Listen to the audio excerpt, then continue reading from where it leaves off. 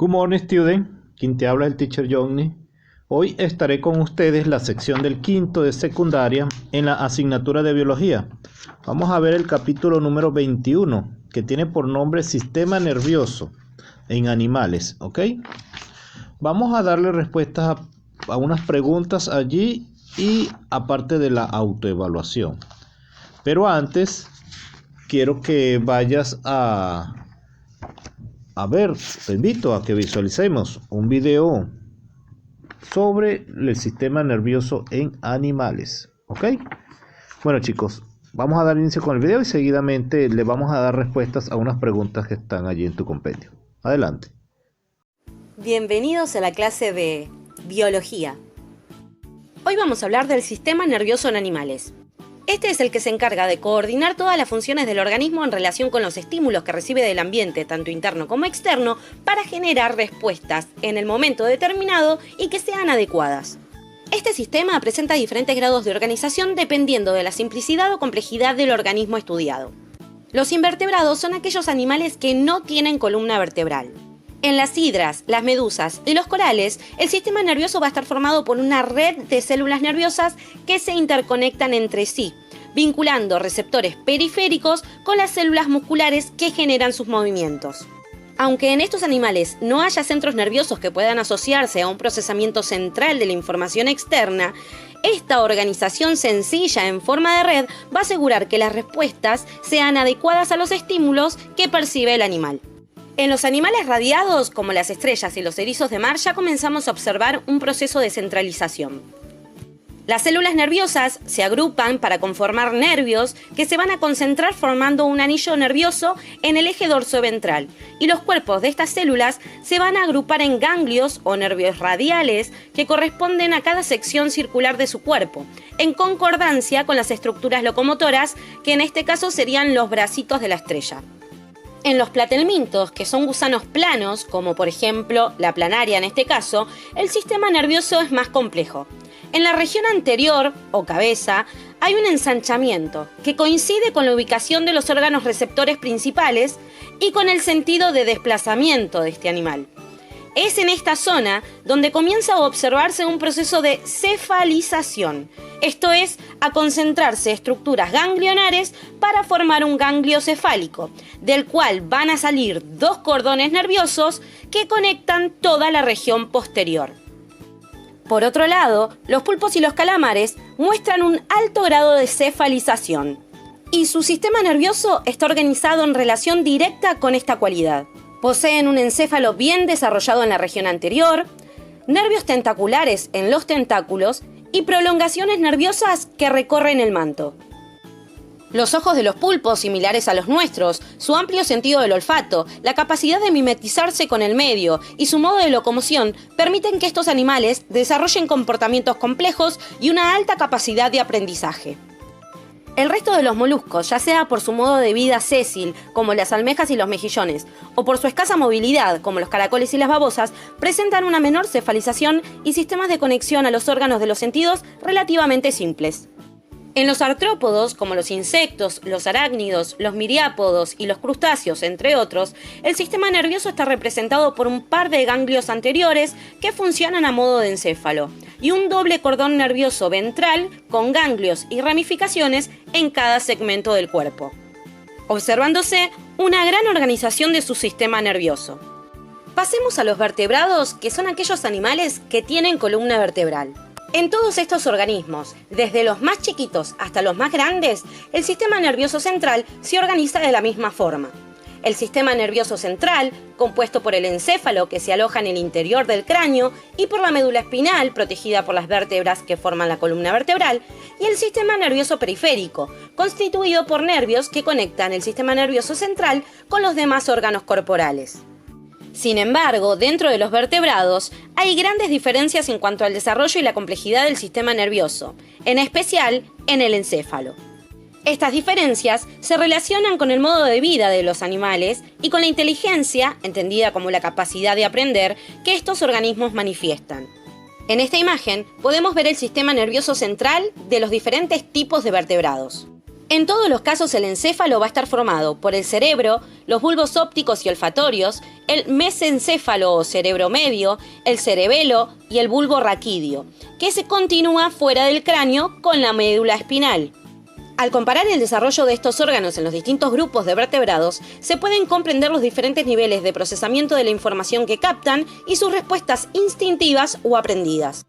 En los peces, las secciones más prominentes del encéfalo están representadas por los lóbulos olfatorios y por el cerebelo.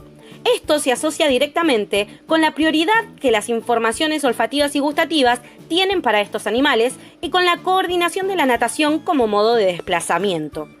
En los anfibios y en los reptiles se mantiene el predominio de los lóbulos olfatorios y el resto de los órganos encefálicos alcanzan un desarrollo similar entre sí.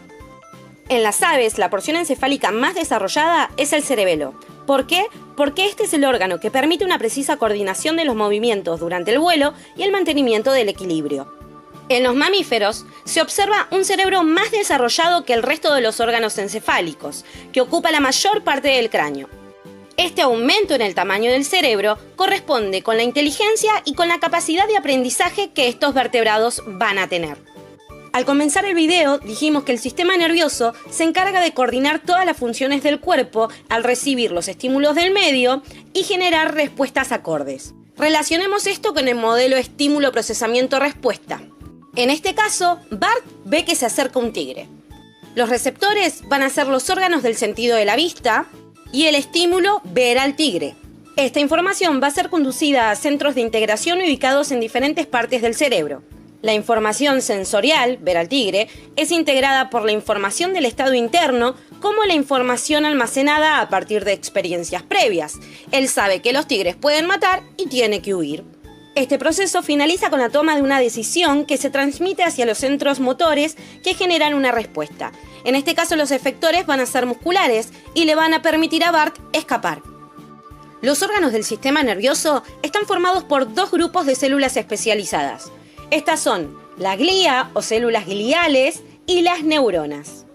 Las células neuronales o neuronas tienen la capacidad de recibir y decodificar información en forma de señales eléctricas y químicas, transmitiéndolas a otras células. Esto es gracias a su estructura. Analicemos. Estas células son eucariotas, por lo tanto tienen núcleo en cuyo interior se almacena el material genético de la célula. Las dendritas son extensiones de la membrana plasmática que se especializan en recibir información, la cual va a ser transmitida e integrada por el soma o cuerpo celular. Es en esta región donde las señales son transformadas en impulsos nerviosos. El cono axónico es la región que conecta el soma con el axón. En este lugar es donde se inicia el potencial de acción en forma de onda de descarga eléctrica. El axón es una prolongación de la membrana de la célula y por él va a transmitirse todo el impulso nervioso. En su extremo se encuentran las terminales axónicas o terminales sinápticas. Son estas las que se conectan con las dendritas de otras neuronas para formar la sinapsis o con otras células musculares o glandulares, las cuales van a recibir el impulso nervioso. En el extremo de cada terminal sináptica hay un botón sináptico, que contiene neurotransmisores que se van a liberar al espacio o hendidura sináptica para ser captados por las dendritas de las otras neuronas. Estos son el puente químico encargado de transmitir el impulso nervioso desde la neurona presináptica a la neurona postsináptica. Las vainas de mielina son estructuras de múltiples capas formadas por la membrana plasmática de las células de Schwann, que son gliales y ahora las vamos a estudiar. Estas rodean con su citoplasma a los axones. La función es proteger a la neurona y además aumentar la velocidad de transmisión del impulso nervioso a largas distancias gracias a su efecto aislante. En el axón y entre las vainas de mielina hay espacios o segmentos sin mielinizar, que permiten la interacción del espacio extracelular e intracelular del mismo para la excitación eléctrica. Estos espacios son llamados nódulos de Rambier. Existen diversos tipos de neurona y por ello diferentes maneras de clasificarla. Veamos. Según la transmisión del impulso nervioso, podemos encontrar neuronas presinápticas y postsinápticas. Si tomo como ejemplo dos neuronas, la primera es la presináptica, que contiene el neurotransmisor que va a ser liberado al espacio sináptico para que pase a la siguiente neurona. La neurona postsináptica, por ende, es la que recibe el neurotransmisor. Según la función en el sistema nervioso central, encontramos a las neuronas sensoriales que envían la información recibida desde los receptores sensoriales al sistema nervioso central. Las neuronas motoras que envían la información desde el sistema nervioso central a los músculos esqueléticos para efectuar movimiento o a los músculos lisos de los órganos internos. Y las interneuronas, también llamadas integradoras o de asociación, que se conectan con otras neuronas pero nunca se van a conectar con receptores sensoriales o fibras musculares. Estas se encargan de realizar funciones más complejas y actúan en los actos reflejos. Según la dirección en la que viaja el impulso nervioso, a las neuronas sensitivas se las llama aferentes porque transportan el impulso desde los receptores u órganos sensoriales hacia el sistema nervioso central, y las neuronas motoras son neuronas eferentes porque transportan los impulsos nerviosos fuera del sistema nervioso central hacia los efectores como los músculos o las glándulas. Veamos un ejemplo. Una persona se pincha el dedo con un alfiler. En el dedo tenemos receptores y estos están asociados a neuronas. El estímulo entonces va a viajar por neuronas sensitivas, que son la vía aferente, hacia la médula espinal, que es parte del sistema nervioso central. Es allí donde se va a procesar este estímulo y la información va a recorrer una neurona motora, que es una vía eferente. En este caso, va a ir hacia los efectores musculares para que se produzca la respuesta de sacar el dedo del alfiler. También podemos clasificarlas por su morfología externa y la cantidad de prolongaciones que tiene la neurona. Una neurona unipolar tiene una sola prolongación de doble sentido que sale del soma, que actúa a la vez como dendrita y como axón, de entrada y de salida. Suelen ser neuronas sensoriales, es decir, aferentes. Las neuronas bipolares tienen dos extensiones o prolongaciones de citoplasma que salen del soma. Una actúa como una dendrita, de entrada de información, y la otra actúa como axón, que es la parte de salida de la información. Suelen localizarse en la retina, la cóclea, el vestíbulo y la mucosa olfatoria. Las neuronas multipolares son las más abundantes en el cerebro y en la médula espinal, o sea, en el sistema nervioso central. Estas tienen muchísimas dendritas, pero un solo axón. Y las neuronas piramidales, que tienen forma triangular o de pino. Estas se ubican en la corteza cerebral, el hipocampo y el cuerpo amigdalino. Mientras más dendritas tenga una neurona, más información proveniente de otras miles de neuronas va a poder recibir. Estas se llaman a su vez integrativas, porque integran señales distintas provenientes de distintas neuronas. Pasemos al segundo tipo de neuronas que componen el sistema nervioso. Estas son células gliales o neuroglía. Son mucho más pequeñas que las neuronas, pero hay en más cantidad. Estas células no van a transmitir el impulso nervioso, van a cumplir otras funciones, como darle sostén a las neuronas y hacer que el sistema nervioso tenga consistencia, aislarlas mediante la formación de las vainas de mielina, formar una barrera hematoencefálica que las defienden de la entrada de sustancias tóxicas y las van a nutrir. Esto es fundamental para mantener a las neuronas en las condiciones óptimas que aseguren su supervivencia, lo que es muy importante ya que las neuronas no pueden ser reemplazadas ni se regeneran. Vamos a encontrar 4 tipos de células gliales. 3 van a ser parte del sistema nervioso central, que es el encéfalo y la médula espinal, y otra va a formar parte del sistema nervioso periférico. Los astrocitos tienen forma estrellada, de ahí viene su nombre. Son más abundantes, grandes y con más prolongaciones. Estos separan el tejido nervioso de los demás tejidos del organismo. Forman la barrera hematoencefálica, que es impermeable y selectiva, actuando como un filtro entre la sangre y el sistema nervioso, controlando el paso de nutrientes como oxígeno y glucosa y otras sustancias como agua, hormonas, vitaminas, fármacos, entre otros. Regulan la sinapsis, absorbiendo parte de los neurotransmisores liberados y regulan la liberación o no de los mismos por parte de otras neuronas. Brindan soporte físico a las neuronas, fagocitan y destruyen restos neuronales, Son responsables del proceso de gliosis, que se da cuando se producen daños cerebrales y estos astrocitos se reproducen rellenando los espacios de las neuronas perdidas formando cicatrices. Protegen al sistema nervioso central del ataque de agentes patógenos, controlan y restringen el paso de sustancias tóxicas. Además, las prolongaciones hacen más herméticas las sinapsis, evitando la dispersión de neurotransmisores. Los oligodendrocitos son más pequeños que los astrocitos. Emiten prolongaciones escasas y poco ramificadas que rodean a muchos axones del sistema nervioso central, formando capas de mielina.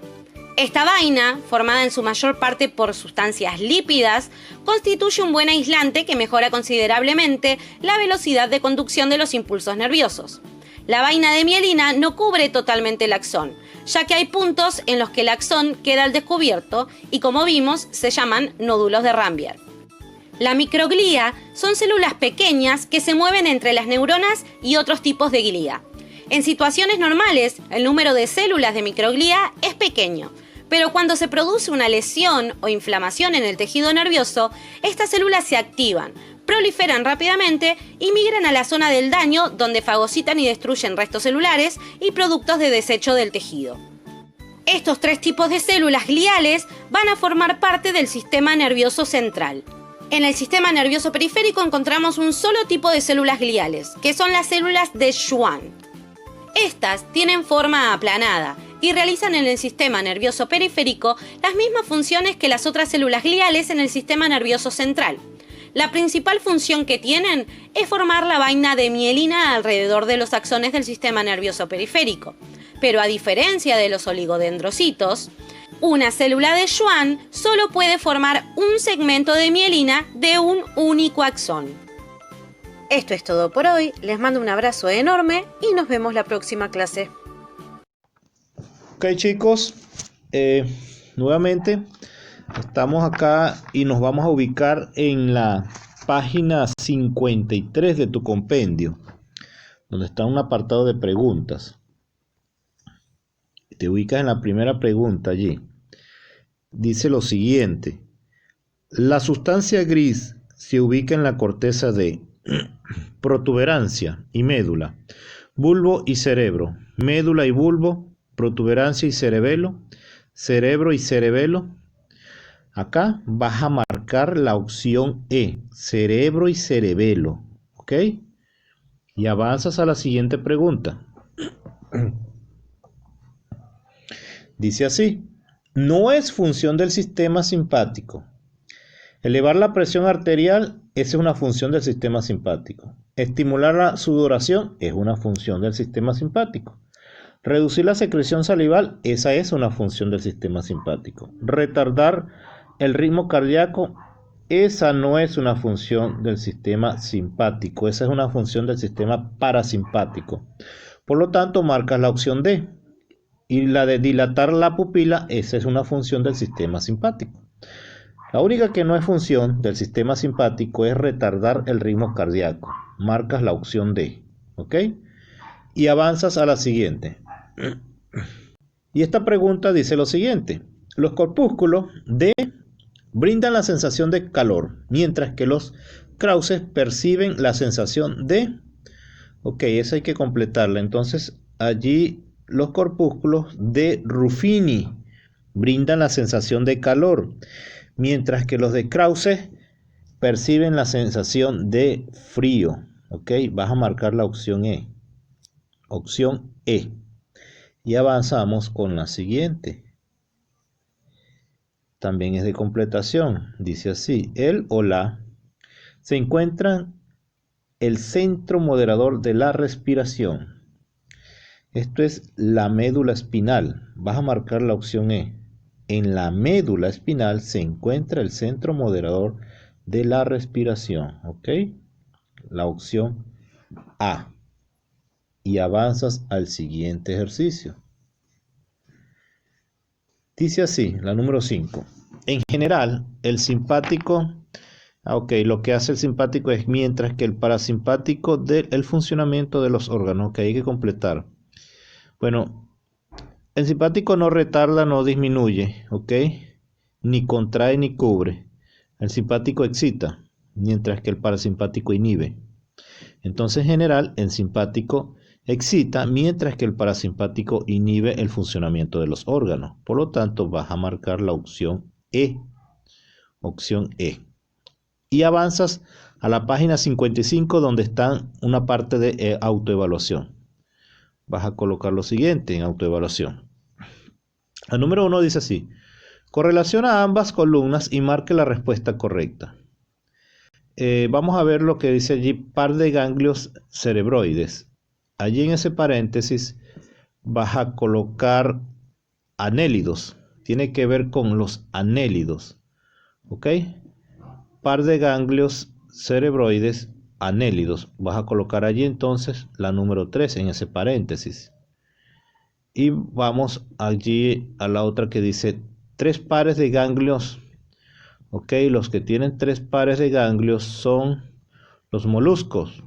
Vas a colocar allí 5. Ok, donde dice 3 pares de ganglio, las 5 vas a colocar ahí en el paréntesis. Luego viene allí protoneuronas. En protoneuronas se refiere a los celenterios. Vas a colocar entonces la número 1 allí en protoneurona. Luego viene sistema nervioso de simetría bilateral. Ok, allí vas a colocar los platelmintos. Por lo tanto, coloca la número 2 allí. Y por último, sistema nervioso de simetría radial. Eso se refiere a los equinodermos. Vas a colocar allí la número 4. Por lo tanto, se quedaría como 3, 5, 1, 2, 4. Y marcas la opción D. La opción D. ¿Ok? Y avanzamos con otra pregunta. La número 2 dice aquí: la cualidad inherente a toda célula de reaccionar frente a los estímulos se denomina adaptación, conductividad, coordinación, recepción o irritabilidad. A esto se le denomina como irritabilidad. Allí en la número 2 vas a marcar la opción E. ¿Ok? Y avanzas a la siguiente pregunta. Indique la secuencia correcta del arco reflejo. Efecto vía aferente, centro nervioso, vía eferente, receptor. Receptor, vía eferente, centro nervioso, vía aferente. Aquí tenemos otras opciones. Receptor, vía aferente, centro nervioso, vía eferente, efector.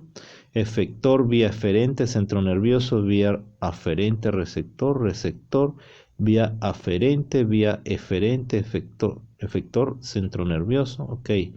En esta vas a marcar, ese es el recorrido que hace el arco nervioso. Entonces vas a marcar allí la opción C, receptor, luego vía aferente, luego viene centro nervioso, luego la vía eferente y el efector. ¿Ok? Marcas la opción C. Bien.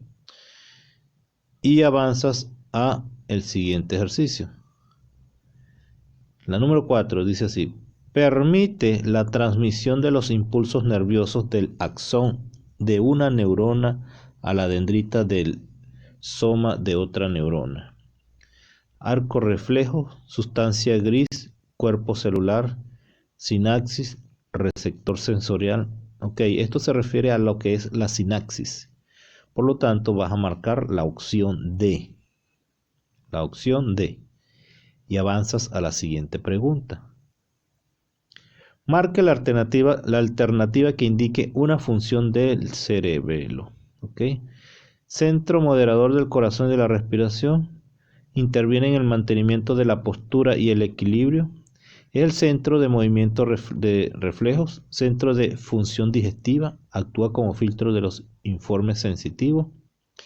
Bien, aquí me vas a colocar, vas a marcar la opción B. Ella interviene en el mantenimiento de la postura y el equilibrio. El cerebelo, ¿ok? La función del cerebelo. Una de la función del cerebelo es que ella interviene en el mantenimiento de la postura y del equilibrio. Bien. Vamos a dejarlo hasta acá. Vamos a asignarte entonces, como no hay tarea acá en esta parte, te voy a dejar parte de autoevaluación o las preguntas, lo como tú quieras agarrar de allí. Vas a agarrar bien sea 5 preguntas o 5 de autoevaluación. Las marcas y me las envías por WhatsApp, una imagen, ¿ok? Bien, chicos, también te voy a recordar que el próximo encuentro va a ser el examen mensual. En ese examen mensual estudia las respuestas que le hemos dado a esas preguntas de los capítulos 19, 20 y 21. Ya que de allí yo voy a sacar las preguntas. Entonces puedes hacer un cuestionario fácilmente y te aseguro que vas a sacar una buena calificación. Bueno, chicos, te deseo un feliz día. Hasta luego.